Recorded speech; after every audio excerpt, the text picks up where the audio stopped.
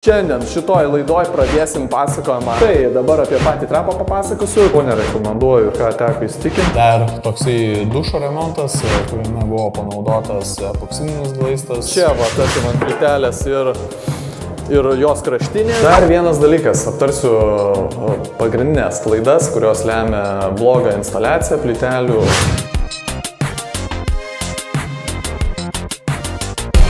Kaip ir nuo ko pradėti visą vonios remontą arba remontą apskritai, kiek viskas kainuoja, didžiausios klaidos netiktys, galima pasakyti. Taip kad žiūrėk, nieko nelaukiam, važiuojam!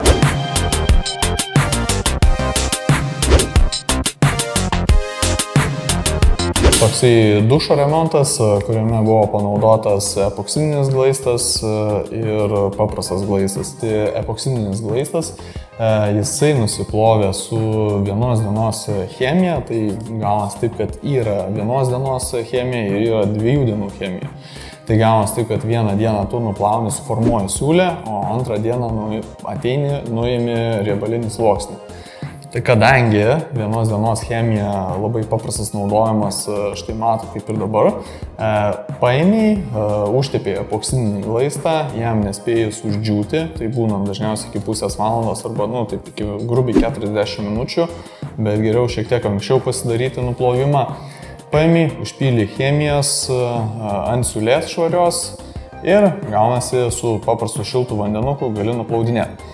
Kadangi su kolegom pašnekėjom, jie išdavė dar vieną tokią paslaptį, kuri gali šiek tiek jums padėti. Gaunas taip, kad jeigu norit nepirkti chemijos, tai būna naudojamas acetonas praskiestas su vandeniu. Dėl ko vanduo? Dėl to, kad acetonas labai greitai garuoja ir jisai neduoda ištirpinti riebalinio sluoksnio. Todėl gaunas taip, kad paėmė su tokį mišinį 50x50 arba galima šiek tiek daugiau acetono įpilti, tai ten nieko nesitiks.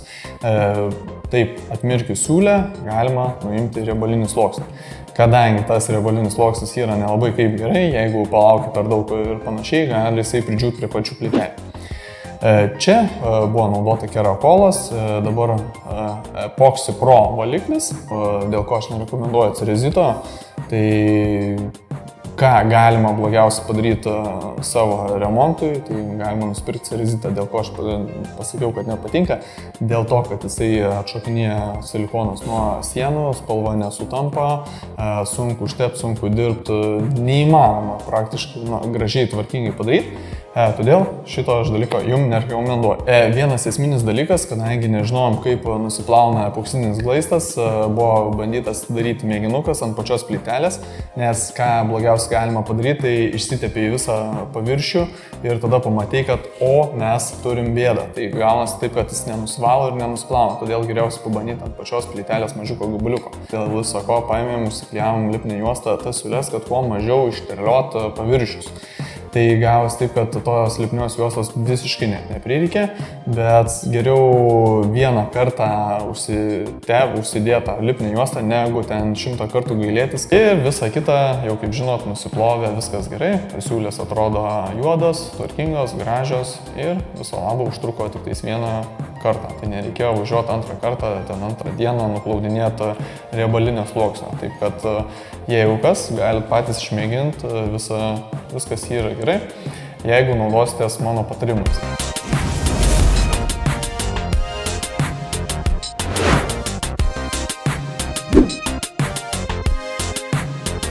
Aš tau išduosiu pagrindinę paslaptį, kiek viskas kainuoja, todėl žiūrėk vaizdo įrašą ir kaip išvengti klaidų bei bendrai apie statybas. Tai turim plytelės, įrenginėsiu vonę už manęs esančią, kol kas dar joje trūksta pačios hidroizoliacijos ir keli kiti darbai turi būti atlikami.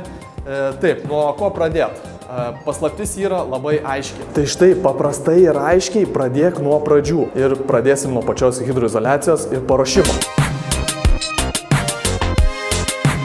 Tai štai dabar apie patį trapą papasakosiu, turiu už savęs trapą. Kas buvo padaryta, buvo išpjautas grindys 2 cm arba 1,5 cm plius minus, išdaužytos betonas, įdėtas trapas. Tai štai patys trapai kartais atkeliauja, kartais neatkeliauja su tokia juosta arba bent jau trapo izoliacinė danga.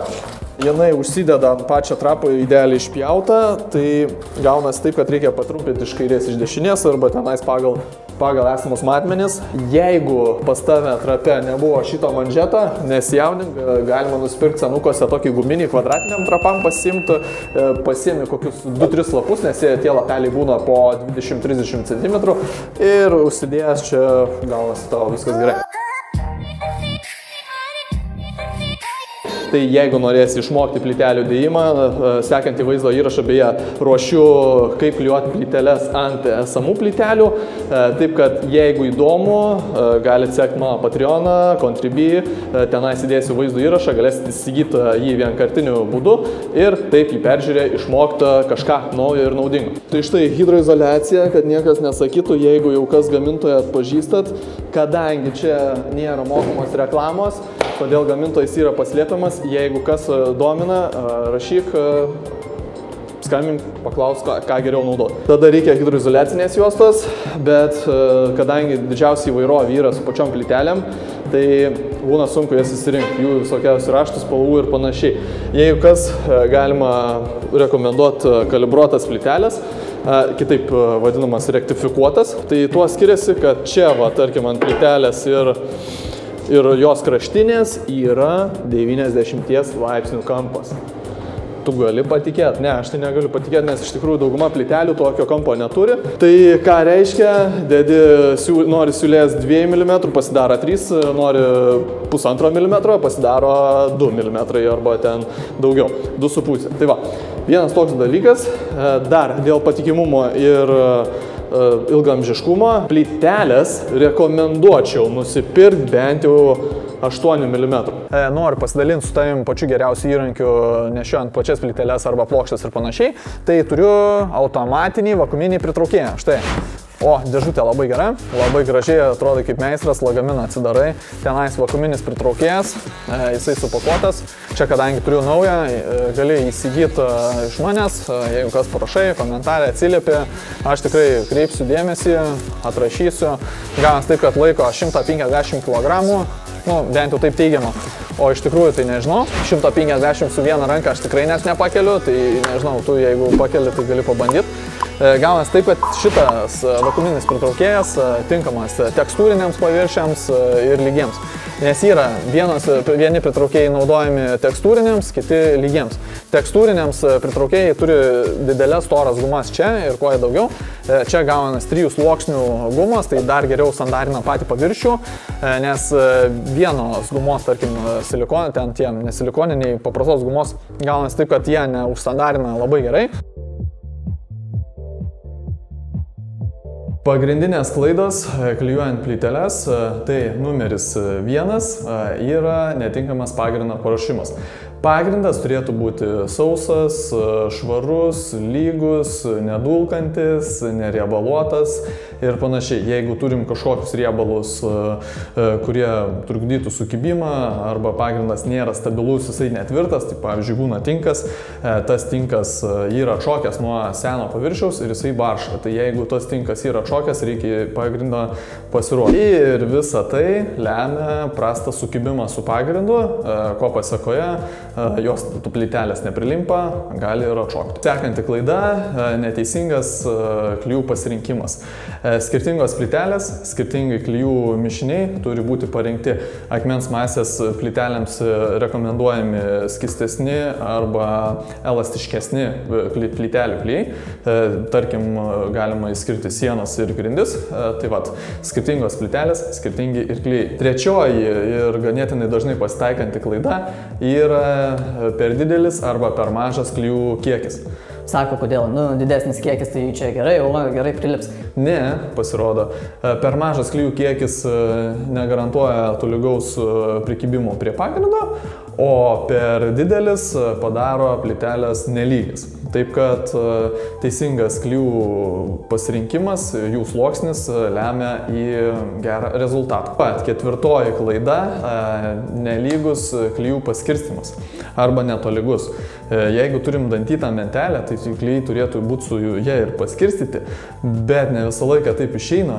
Tarkim, braukimai turi būti viena kryptimi, neturi būti, tai tarkim, horizontaliai ir vertikaliai vertikaliai ant tos pačios plytelės, nes tai lemia oro kišenių susidarimą ir jų nepasišalimą, nes kai dedi plytelės, tarkim, užsitepęs klijų sudantytą mentelę, klijai viena pusė paskirstomi ir spaudžiant plytelę, tie tarpai leidžia orui išeiti į šonus, taip plytelė prisispaudžia prie pagirno kiek įmanoma daugiau ir taip turim geresnį padengiamumą. Jeigu mes padarom horizontaliai, vertikaliai pertepam klijus, jinai neprisispaudžia prie pačio pagrindo, taip sudarydama oro kišenės bei galimybę atšokti. Bei penktoji klaida yra neteisingas plytelių tarpų pasirinkimas. Per maži tarpai neatsveria netolygumų plytelių, taip kad negali jų sukoreguoti ir tarpai atrodys neestetiškai ir negražiai, o per didelis tarpas atrodys tiesiog gremėziškai ir perkrautai, todėl labai nekaip atrodytų, bet turėtum galimybės atsverti. Todėl auksinis viduriukas yra nuo 1,5 iki 2 mm, jeigu plytelė ganėtinai nelygi arba ten didesnis nuokrypis nuo normos ribų, rekomenduoju 2 mm tarpelį. Iki 3 mm, jeigu turim ten plytelę 30x30, dėl pagrindo vaikščiojimo. Ir šeštoji klaida yra skubėjimas ir lygio netikrinimas. Tai tarkim, jeigu turim per visą perimetrą nedidelį nukrypimą pirmoje eilėje, viršuje mes galim turėti tragišką vaizdą arba tiesiog jau kažkur tais nebesusijys tos pačios plytelės. Todėl visą laiką rekomenduoju bent jau paimti ir pasitikrinti visą lygį, aukščiau, žemiau. Septintoji klaida per greitas glaistymas. Visą laiką reikia laikytis džiūvimo terminų, palikti 1 dieną arba 2 dienas pagrindų džiūti. Jeigu turime temperatūrą, tarkim, nuo 15 iki 20 laipsnių, tai, aišku, kuo didesnė temperatūra, tuo greičiau išdžiūsta pagrindas, arba, tarkim, plytelė klijai po pačią plytelę, taip greičiau galima ir užglaistyti. Bei dar viena klaida - vandeniu nepritaikytų medžiagų naudojimas. Tai ką mes turim, kaip ir minėjau, kaip ir su tais pačiais klijais, turim elastingus klijus, turim neelastingus klijus, turim paprastus sienos, grindys, kaip juos pasirinkti. Tai dar klausimas, kur naudojamos patalpos kokios, tai tarkim, ten lauko patalpo kažkokia, ten grindys, tarkim, laiptai ir panašiai, reikalauja elastingų plytelių klijų, plus vandeniui atsparios medžiagos, tai būtų hidroizoliacinio sluoksnio įrengimas, tai būtų ganėtinai svarbu tiek voniose, tiek lauko sąlygom, kas lemtų kokybišką plytelių instaliaciją ir ilgamžišką vaizdą.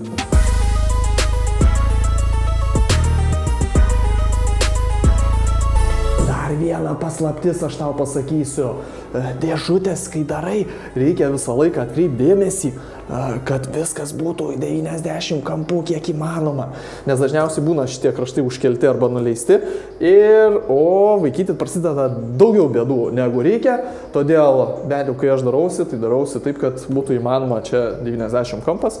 Na, aišku, plus minus, jeigu profilis vis tiek lankstosi, tai idealiai taip nebus, bet taip jau atsitinka. Prisisuki, gipsas idealiai, viskas čia gerai ir stresuoti nereikia. Reikia daryti hidroizoliaciją ant dėžutės ar ne? Atsakymas būtų paprastas, tiesiog nereikia. Oi, dauguma turbūt sakysit, ne, reikia, kad čia nusimanai, kad čia nusišneki. Iš tikrųjų, dėl ko? Viena priežastis. Padarai gipsą, pavyzdžiui, o tai gipso kitoj pusėje, blogoj pusėje, tai hidroizoliacijos nėra. Nu tai ką, jisai techniškai šlampa. Tai jeigu kažkur kažkas praleis, tau iš išorės nesimatys, o vidus jau kaip košė pasidarys. Taip kad mažiau stresuojam, daugiau darom ir viskas čia gaunasi gerai. Sakysiu, dėl pačių plytelių pertepimo. Pažiūrėkit vaizdo įrašą ir galėsim aptarti, kuo šitas dalykas yra negerai. Okay, so first off, we've got our unbuttered tile.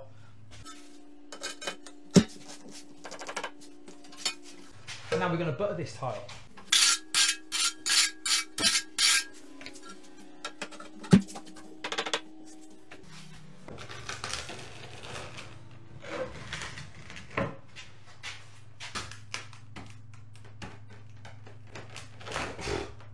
Okay, so you can probably see that was much harder to get off. And the coverage on the back of this is much better. Tai va, kaip ir pačiam vaizdo įraše, nežinau kaip įmanoma, aš jums papasakosiu, kas tenais vyksta, pertepamos plytelės, parodoma, kaip ta pati plytelė atrodo nepertepus ir kaip atrodo jinai pertepus.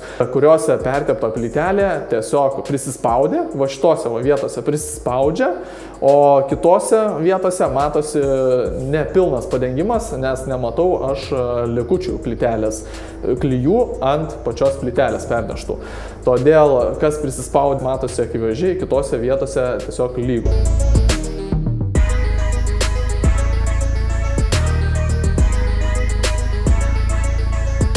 Čia dabar prie manęs toliau einant yra tualeto dėžutė. Dabar ką galėčiau pasakyti, tualeto kampai turėtų susiklijuoti panašių principų, 45 laipsnių kampu. Vieni sako giria, kad 45 laipsnių kampas yra labai gerai ir gražu ir panašiai, mada ir taip toliau. Ką pasakysi, to, kaip sakius, neišmesi. Kiekvieno skonis yra individualus reikalas, bet čia ką aš pasakyčiau, tai gaunasi taip, kad būna kartais net ir pats paprasčiausias kampukas gali būti net ir spalvotas. Jie dar būna ir spalvoti. Tai va, gaunasi taip, kad gali šitą kampą padaryti labai gražų ir panašiai. Dėl ko aš nerekomenduočiau 45 laipsnių kampo. Dabar vienas dalykas, kad užpildžius siūlės, ta siūlė neilgamžiška, tarkim būna, kad jeigu kažkas nukrenta, plaktukas ar panašiai, būna nuskelia kampą ir automatiškai nieko čia tokio, kaip ir atrodo, tragedijos nėra, bet jau, pavyzdžiui, perklijuoti ir panašiai nesinori. Tai va, vienas toks dalykas, kitas dalykas – užpildymas. Viskas priklauso nuo pačių plytelių. Dabar jeigu parodysiu, pamatysit kampą, tai gaunasi taip, kad plytelių viršutinė, fasadinė pusė yra pilka, o tarkim kraštas yra rudas, ar ten, kaip pasakyti, tamsiai pilkas. Kas blogai? Tas kraštukas, kadangi pilkas, tai tas glaisto susėdimas yra labai negerai, nes gaunasi pats skleidžia plytelės kraštą. Kodėl? Todėl, kad jisai labai šviečia. Dabar dėl pačio plytelių kampo pjovimo. Kampukas, man atrodo, pats brangesnis, šiek tiek brangesnių, spalvotas, kainuoja, atrodo, 18 eurų vienetas. Tai dabar šito kampo kaina gaunasi 19 eurų už bėginį metrą. Bet nepamirškit to, kad dedasi viena pusė ir kita pusė. Dažniausiai, kadangi yra plytelės nevienodos ir jos nelygios, tai gaunasi kažkur tais didesnis tarpas, kitur mažesnis. Viską galima pataisyti, yra toksai dalykas. Nuo kokybės priklauso, nuo meistro. Jeigu kažkur tais kampas susispaudžia, jį galima prapjauti. Yra specialūs diskeliai, diskelis klijuojamo deimantu. Ko jisai gerai, jisai nepalieka tų apdaužimų, jisai švariai pjauna, gražiai pjauna, aišku, ir šiek tiek brangesnis ir greičiau dyla. Ką dar galėčiau rekomenduoti, silikoną galima pasirinkti, jeigu turime dvi spalvas, tai tarkim šitos jau, tarkim rudos, dažniausiai tai va šitos glaistas cementinis, jisai atrodo kaip ir pilkas, vienoda kaip ir su pilkom, spalva panaši, bet jisai yra skirtingas, jisai yra toks šviesiai rudas. Kodėl nesimato to šviesiai rudos spalvos? Labai paprastas dalykas, todėl kad nešlapia. Jeigu turi tokį variantą, kada grublėtos plytelės, visą laiką rekomenduoju jas sušlapinti, kad į tos tarpus kuo mažiau prilystų ir tektų kuo mažiau vargti nuplauti.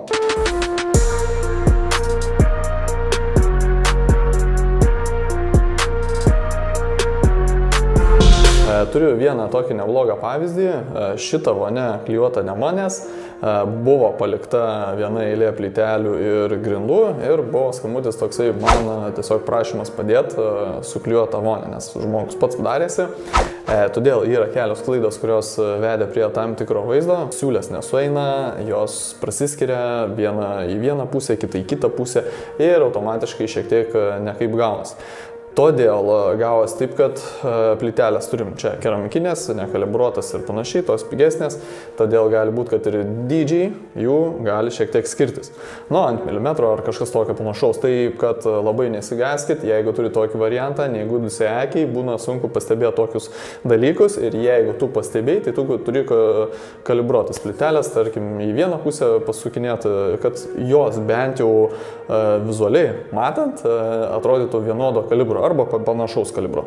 Tai tarkim, vieną reikia pastumti daugiau į vieną pusę arba į kitą pusę. Jeigu kažkur atsitinka taip, kad sudedi 2 ar 3 plytelės ir tau automatiškai, kaip ir čia matosi, jos prasiskiria arba nueina vieną į vieną pusę, kitą į kitą pusę ir tu nematai, gavosi taip, kad buvo dar vienas dalykas naudoti kryžiukai dedami ant viršaus.